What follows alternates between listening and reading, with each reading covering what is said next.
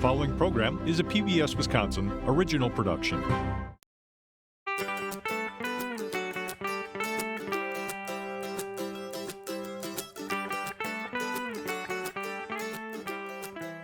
Welcome to the farm. Sharon here finally had her calf, and it was a little heifer. I've invited some friends over to celebrate later on with a little happy hour. For the ingredients, I went to Blue Farm Chips, and then it was off to Chickadee Hill, and finally a stop at St. Croix Hobbs. Gather with us around the farm table. I'm your host, Inga Witcher. Good morning, girls. I'm Inga, and I love everything about farming. Midwestern farms are a bounty of good food made by good people. I love being able to travel, to search out good ingredients. Cooking is all about what's seasonal, what's fresh. Every day can be filled with good food, good friends, and a beautiful herd of cows. Welcome to the farm. Good girl. Around the Farm Table is funded in part by Wisconsin Farmers Union, united to grow family agriculture, Heartland Credit Union, and Friends of Wisconsin Public Television.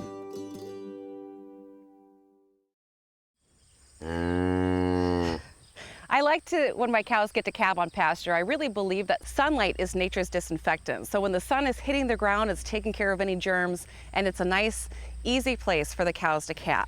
I want to make sure after those cows calve that the calf gets up, it's nursing, which our little one is now, and that most of all that Sharon's taken care of and she's alert. I'm checking her ears to make sure they're warm. You're okay, honey. And now I'm gonna go take her up to the barn and get her a nice drink of water and let her and her calf bond a little bit more. And then I'll see you guys later for happy hour.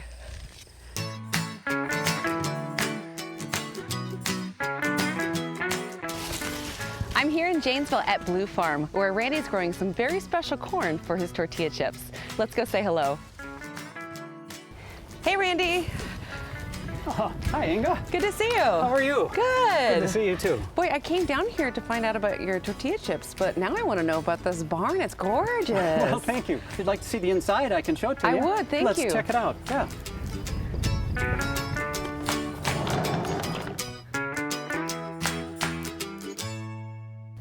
It's really fun being in this barn. It's beautiful. You guys have done a great job restoring it. But it must be fun for you to just see this is a part of your family's history. Yes, it was. I'm fifth generation to own this barn, and it was built in 1901, I believe. So it's well over 100 years old, and it was in disrepair, and we decided that we didn't want it to go down on our watch, this generation. So we started off with just what was going to be a repair. My daughter Julianne took it to the next step, and next thing you know, we put in a couple extra windows, put in a new floor and some lighting and a roof and an air conditioner and a few things. So now it's a wonderful meeting spot, and we've had some great gatherings here. So why did you decide on blue corn chips? You've always been a corn farmer, right? That's correct. Well, corn and beans. I had tasted blue corn before, and it does have a better taste for it. Just kind of a more robust corn flavor that I really enjoy. It was unique. Not too many people were growing blue corn. It was hard to grow, so there wasn't going to be much of it around here. And so consequently, with it being unique and probably not going to have somebody else get into that market, we just decided to do that. And I love tortilla chips. I like Mexican food, and it's all pretty tasty. So we just decided to take a unique product that we could grow ourselves and take it directly to market. And what are the ingredients in the chips? There's just three ingredients. It's just corn, blue corn, and sunflower oil and salt. That's all that's in there. Well, so. when you start with good ingredients, you don't need to put too much into it, right? Well, that's right, and it's all good stuff. It's all organic, and we grow sunflowers, and we hope that we're going to be able to put the person that we sell our sunflowers to in touch with the people that are now making our chips. So we'll be doing the corn and the oil, just everything except the salt. Why did you choose organic? Was it something you were always interested in, or is this another way to set yourself apart? Yeah, I think that. We started in 91, was the first year I was certified, so we started in 89, 88. Wow. And that was before people knew what organic was, really. That's true, that's true. When we would go out and sell the chips, you had to sell organics first, and that was a tough sell when people didn't know what or why or care. Yeah. And so consequently, we ended up having to educate people about organics. Now you don't have to do that. People understand organics, and they seek it out and want it, and it's easier to sell because it is is organic. So is local important to you, or do you want to distribute your chips nationwide? No, that's not what I want to do. I'm a local guy. Every state that touches Wisconsin is where we try to be, and in as big a way as we possibly can. We like to keep our food miles low. In Rock County, we have got single-digit food miles. The corn is here, the plant is 5 miles that way, and the stores are right here. So when you can get a product to a place with single-digit food miles, that's a big deal. Well, this has been really fun. I'm excited to use these in my meal I'm making later on. Okay, well, that'd be good, yes. Well, I'm going to grab some chips and then I'll meet you on down the road.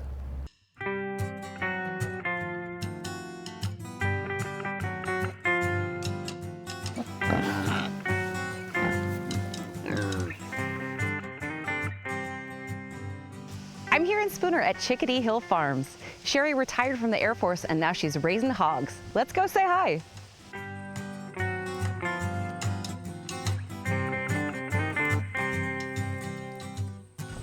Hey, Sherry.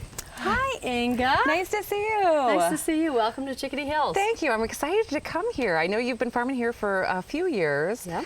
I'm fascinated by your farm, but I'm also fascinated that your career before farming was in the Air Force. Yes, I was an in-flight refueler on a KC-135. That sounds scary. Well, never a dull moment, that's So for sure. That's when you're literally in an airplane filling up another airplane in the sky. In the with fuel. sky, yes, that's right. I bet nothing on the farm, no pigs getting out or anything like that can cause your blood pressure to rise after that kind of a career. That's right. I don't get excited when the pigs get out. Well, I'd love to go take a look. Can I get a tour of the farm? I would love to take you.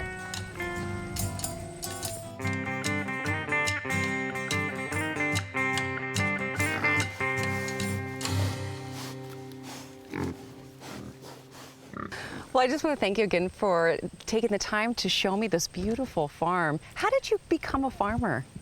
I'm really committed to farming, and we moved here 3 years ago.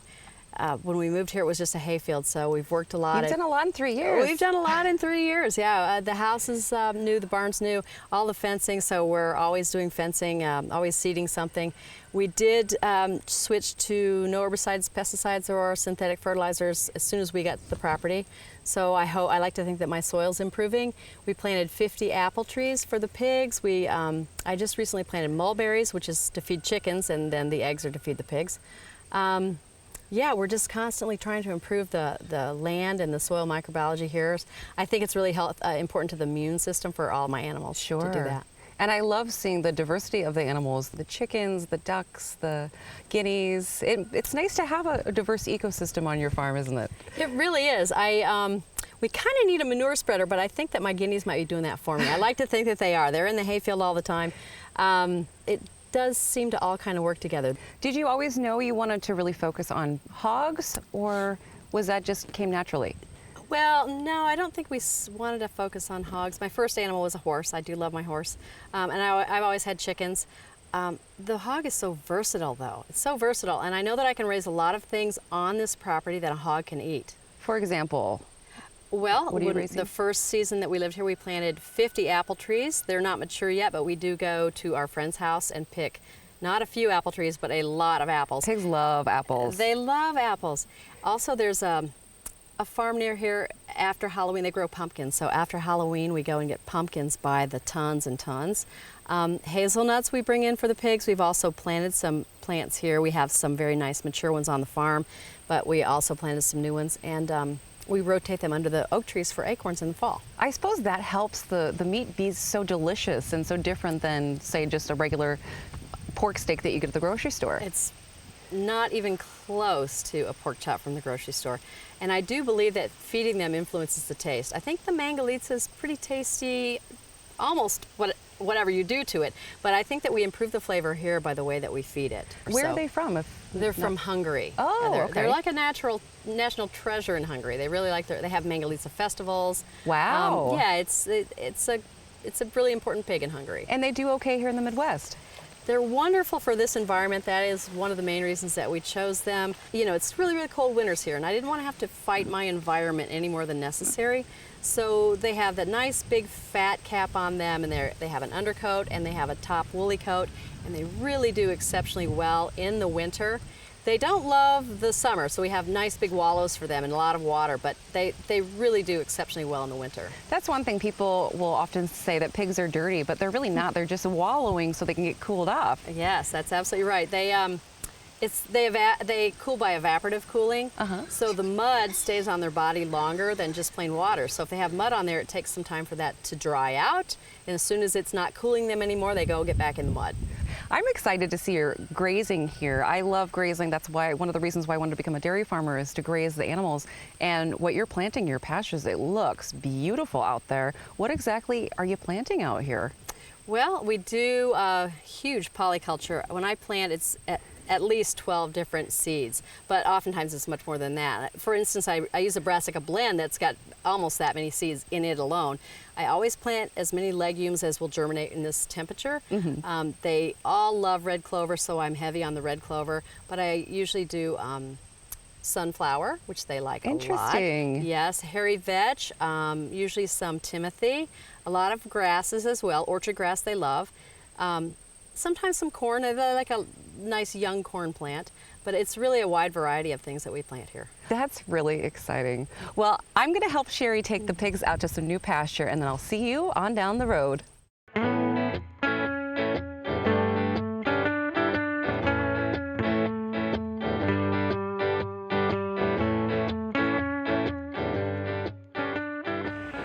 I'm here at St. Croix Valley Hops. I'm going to find out from Eric how he's growing one of the most important ingredients of our happy hour celebration today, hops to make beer. Let's go say hi.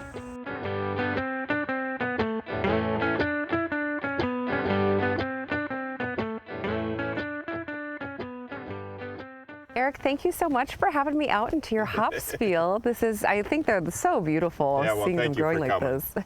So what exactly are hops? Well, the hop plant is a herbaceous perennial, so it dies back to the ground every year. It grows off a rhizome, similar to, say, a peony plant out in your garden.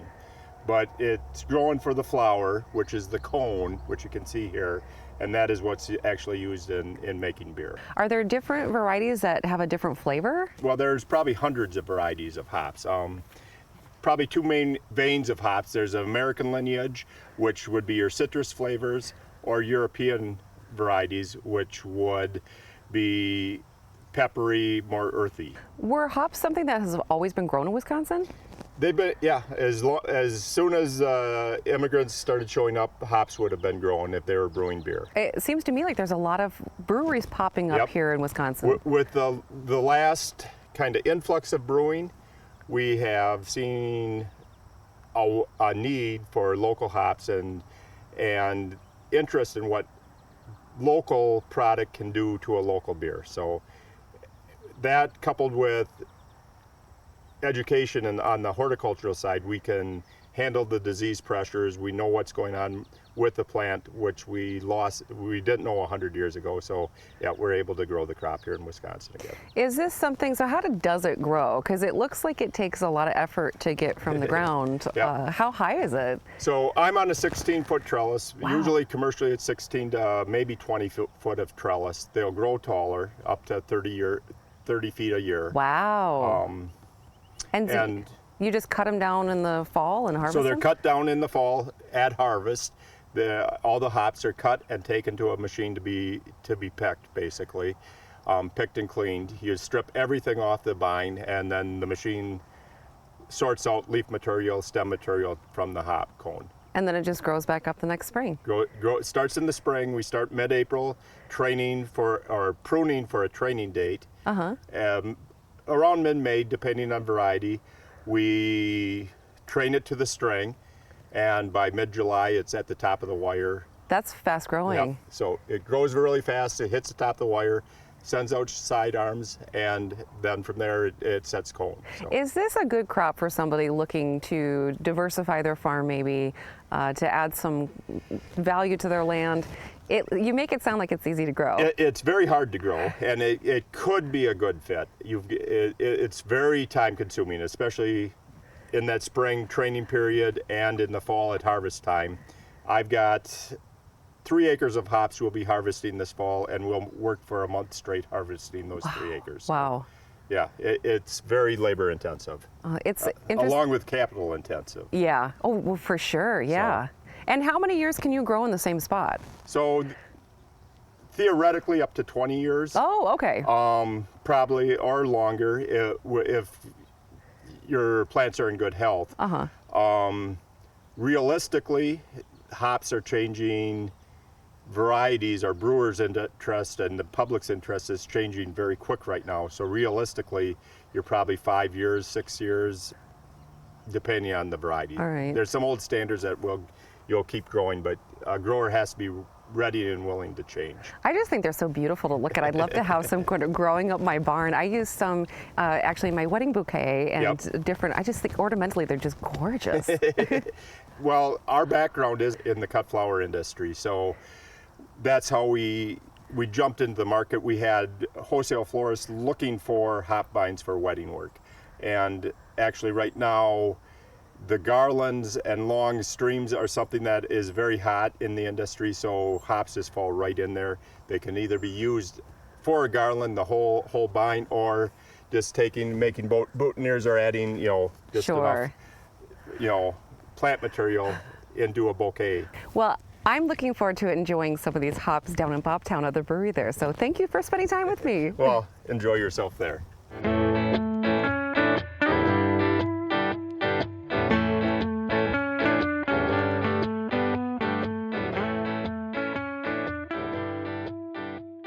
Katie, thank you so much for taking the time to teach me a little bit about beer.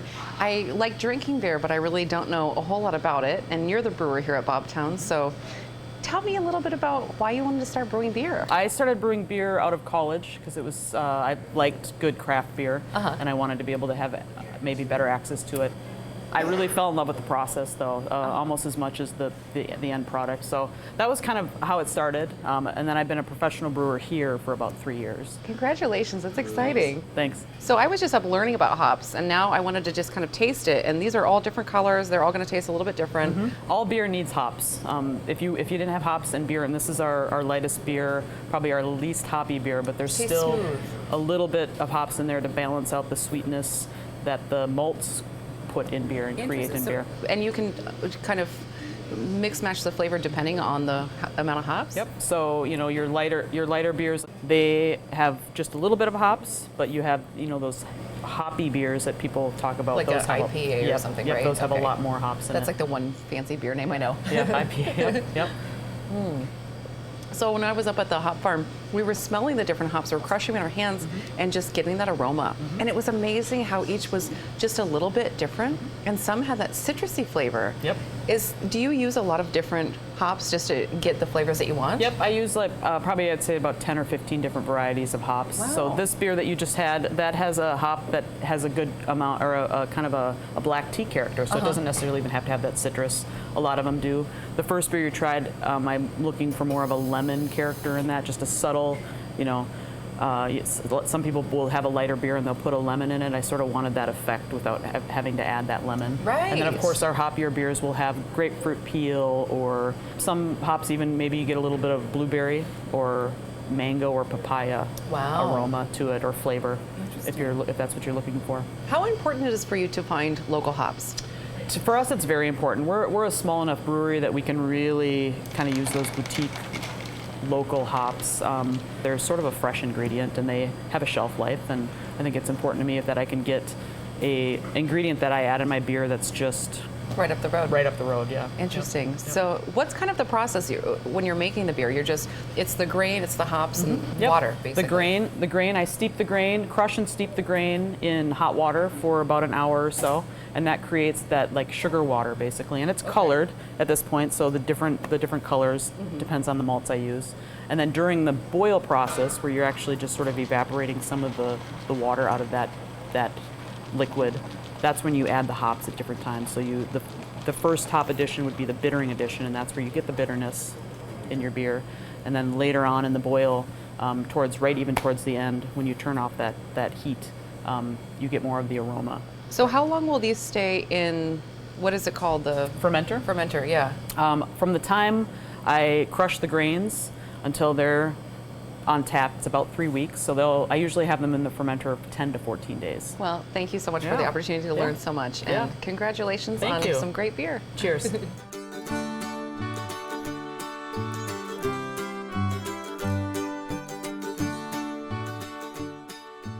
For happy hour, I decided to take the girls a little south of the border by making them some pork carnitas nachos. So for the pork carnitas, what I did is I put a pork shoulder roast in a crock pot last night, and then I added some onions, fresh squeeze of orange, a lime, and a little garlic. And then I added some beautiful spices, and I let that all simmer in a lot of beer for about 8 hours, and that's what's gonna make the pork nice and tender. Once I took it out of the crock pot, then it was this beautiful, beautiful pork that's seasoned perfectly, but I wanted to add a little bit more zest to it, and that's what I'm gonna do now. So I'm gonna add a little bit of olive oil to my pan, and then some fresh garlic. This came right out of my garlic patch. And since it's so fresh, I'm only adding a few cloves. Eating garlic fresh is a whole different experience than when it's stored over the winter months. And that's why I'm just using a few. Usually I use about 45 cloves and everything.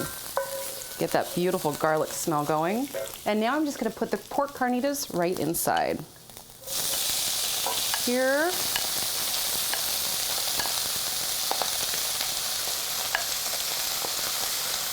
Smelling good. Give those a stir around.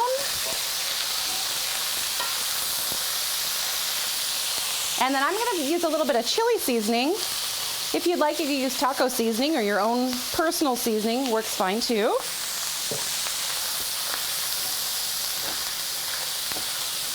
Just stirring the seasoning enough to get the flavors cooked in. It's a nice hot day outside, but we got the AC rolling in here, and I think that these nice spicy flavors are gonna go perfect on a hot day. Okay, I saved some of my cooking liquid from the crock pot. I'm gonna add a little bit of that to it for a little extra flavoring, and that's gonna make it nice and moist too. That looks good. Cook that down for a few minutes until some of that moisture has evaporated.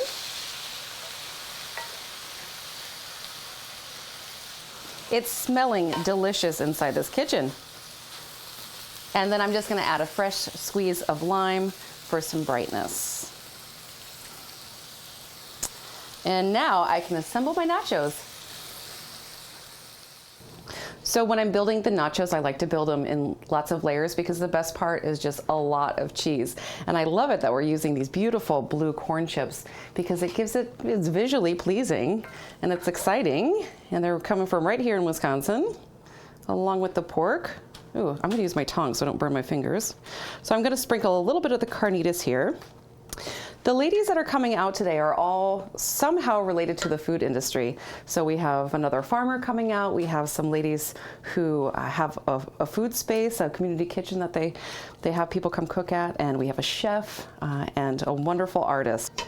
And it's important to have good friends to get together with so you can blow off some steam and talk about things that you're all interested in, like good food and farming. So I'm excited to be able to tell them all about the ingredients that we picked up today, because I think they'll love to hear about what we have in Wisconsin. I'm gonna do plenty of cheese.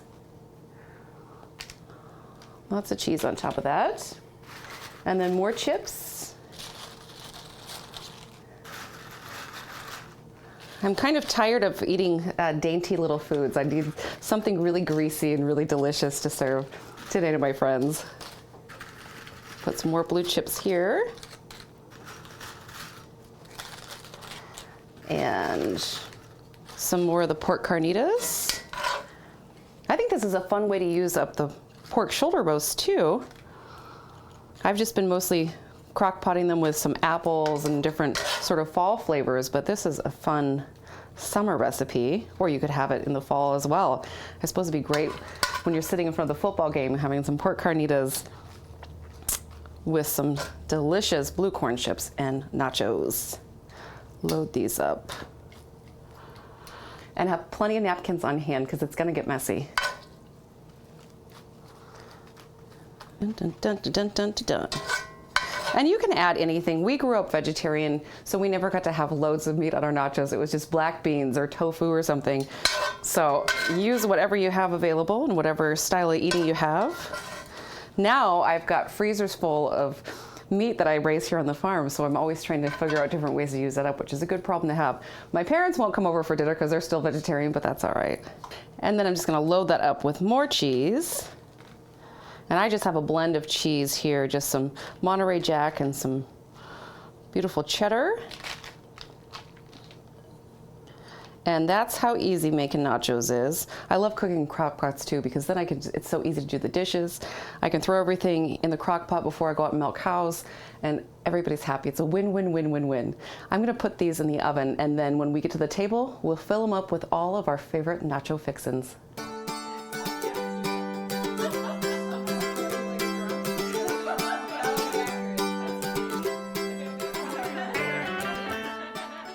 Serve your pork carnita nachos with peach and tomato pico de gallo and homemade guacamole.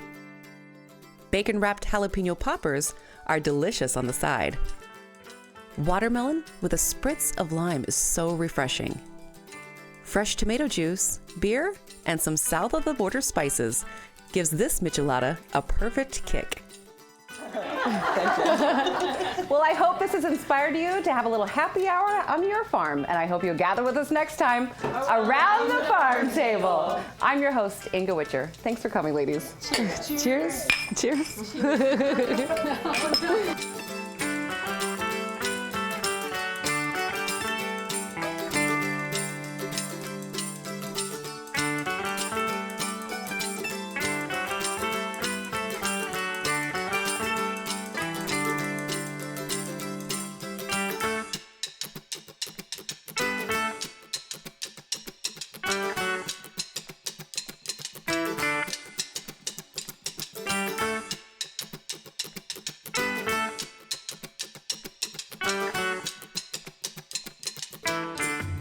Around the Farm Table is funded in part by Wisconsin Farmers Union, united to grow family agriculture, Heartland Credit Union, and Friends of Wisconsin Public Television.